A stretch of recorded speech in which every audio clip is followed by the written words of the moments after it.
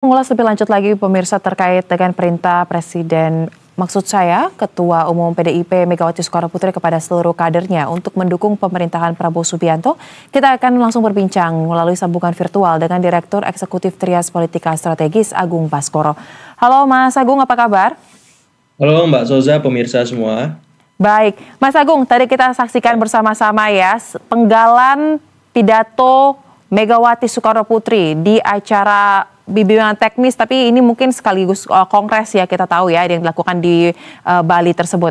Saya ingin Anda memberikan tanggapan terkait dengan kata penyeimbang, bukan sebagai koalisi ataupun oposisi, tapi bagaimana Anda menafsirkan kalimat partai PDIP dianggap sebagai partai penyeimbang. Apa penyeimbang ini dari kacamata Anda?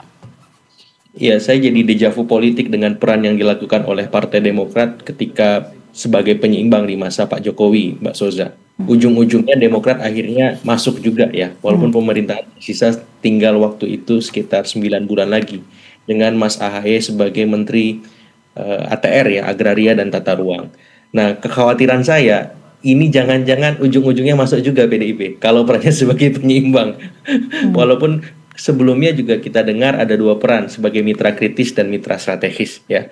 Walaupun tendensinya sebagai mitra strategis sangat kuat ya, apalagi dalam beberapa aspek kebijakan pemerintah PDIP menjadi salah satu orkestratornya. Terakhir yang saya ingat ya ada rancangan revisi Undang-Undang TNI, kemudian rancangan Undang-Undang KUHP ya, seperti itu. Dan terakhir ada pemberian amnesti dan amnesti kepada Pak Hasto oleh Presiden Prabowo. Jadi hal-hal semacam ini kan tidak bisa kita mungkiri bahwa kecenderungan PDIP sebagai mitra strategis lebih ketimbang sebagai mitra kritis. Kalau saya proporsikan ya 75% mitra strategis Mbak Soza, tersisa tinggal 5% mitra kritisnya. Jadi kita sudah ngomong proporsi itu karena kecenderungan PDIP semakin jelas. Dan lagi sampai hari ini saya mengungkapkan dalam banyak kesempatan tidak menutup kemungkinan PDIP masuk ke kabinet. Apakah melalui kader utamanya ataupun kader-kader yang terafiliasi sebagaimana hari ini. Kita tahu ada Pak Budi Gunawan sebagai Menko Polkam. Baik. Ya, ada Ibu Sri Mulyani Menteri Keuangan, ada Pak Basuki sebagai Otorita IKN. Bisa jadi menteri-menteri terafiliasi ini bertambah jumlahnya ketika memang ada momen reshuffle, Mbak Soza. Jadi setelah abolisi dan amnesti kita nantikan apakah ada momen reshuffle sebagai kelanjutannya. Seperti Baik, itu. sebelum kita membahas terkait dengan abolisi dan amnesti tiba-tiba diberikan ya pada pekan ini, saya ingin tanya lagi soal redaksional penyeimbang. Mengapa ya penyeimbang ini dipilih oleh Ibu Megawati disampaikan dalam kongres di hadapan para kadernya? Apakah ini merupakan suatu ungkapan oposisi terselubung tetapi tidak mau diungkapkan secara gamblang ya tentu saja, atau strategi politik yang lebih pragmatis? Mana kira-kira yang lebih tepat menurut Anda? Iya, kedua-duanya bisa dan paling kuat memang ini strategi pragmatis saja karena kita tahu PDIP hari ini kan dalam posisi di luar kekuasaan dan sendirian seperti itu. Dengan berperan sebagai penyeimbang, otomatis objektivitas, proporsionalitas dan profesionalitas dari PDIP ketika menyeimbangkan, mengkritisi pemerintah menjadi hal utama. Pemerintah pun demikian, tidak serta-merta kemudian dalam tanda petik menyudutkan PDIP, menyerang dan seterusnya, karena ya ada relasi yang baik antara Ibu Mega dan Pak Prabowo berkelindan di sana, Mbak Soza. Jadi ini win-win solution ya, karena PDIP juga harus memikirkan 2029, dia harus menjaga basis konstituennya, dia harus memastikan bahwa PDIP bisa menang 4 kali hat-trick pemilu legislatif seperti itu. Dia mesti memastikan tidak ada basis latennya, konstituennya, ya masa-masa simpatisannya yang beralih dan melihat PDIP nggak ada bedanya dengan partai-partai yang ada di dalam kekuasaan hari ini. Jadi hal-hal semacam itu menjadi pertimbangan paling pragmatis agar PDIP tetap berada di orbit strategis baik di level elit maupun di mata publik seperti itu.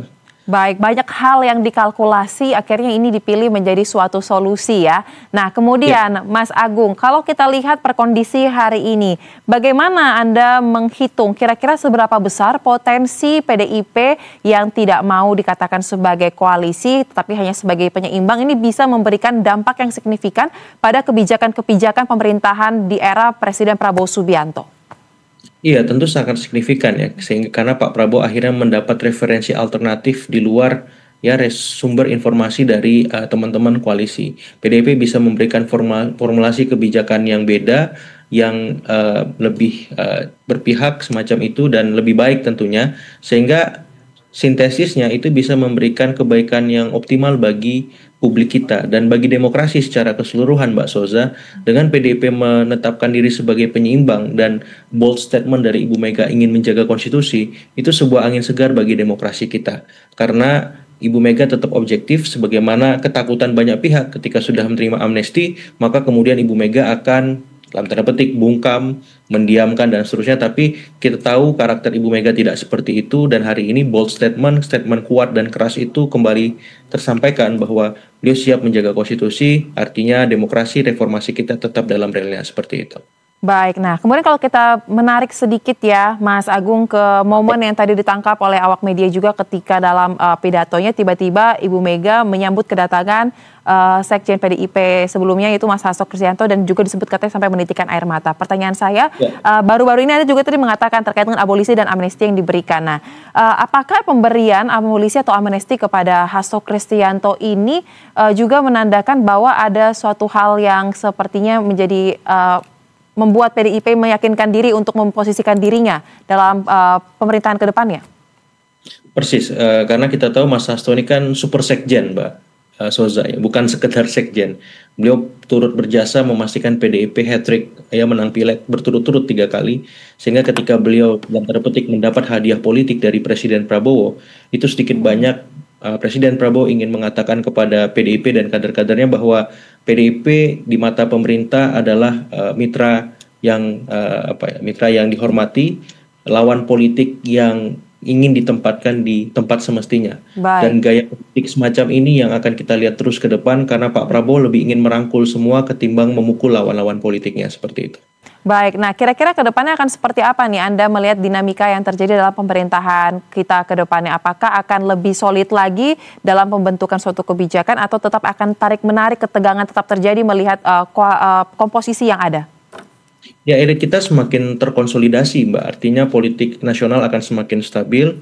Tinggal publik yang harus memastikan ya hari per harinya untuk turun gunung agar tidak ada penyimpangan ya, agar tidak ada kong kali kong, tidak ada ya istilahnya kolusi dalam pembuatan kebijakan publik kita, agar tidak perlu ada kegaduhan lagi, pro kontra ya, kehingar-bingaran yang tidak perlu lah seperti itu. Jadi dengan demikian ya konsolidasi elit terjadi, tapi yang paling utama konsolidasi publik harus optimal menjaga ya semua hal ya sehari-harinya. Dan dalam konteks ini mau tidak mau ya peran masyarakat sipil menjadi penting karena kita tidak bisa kemudian mengharapkan PDIP sendirian untuk mengawal pemerintah. Publik harus terlibat karena ini sebuah keniscayaan agar hal-hal yang selama ini kita miliki tidak tergadaikan, tidak sirna ya, bisa terus terjaga, utamanya soal demokrasi, kualitas yang lebih baik, dan pada ujungnya memberikan kesejahteraan kepada masyarakat sebagaimana problem hari ini yang memberikan dampak dalam bagi kehidupan ekonomi di bawah ya, seperti itu. Baik, kita harapkan setelah peristiwa yang terjadi dalam beberapa waktu terakhir ini, peran publik juga semakin meningkat ya untuk mengawal bagaimana jalannya pemerintahan ke depan ya. Terima kasih Direktur Eksekutif Trias Politika Strategis Mas Agung Baskoro telah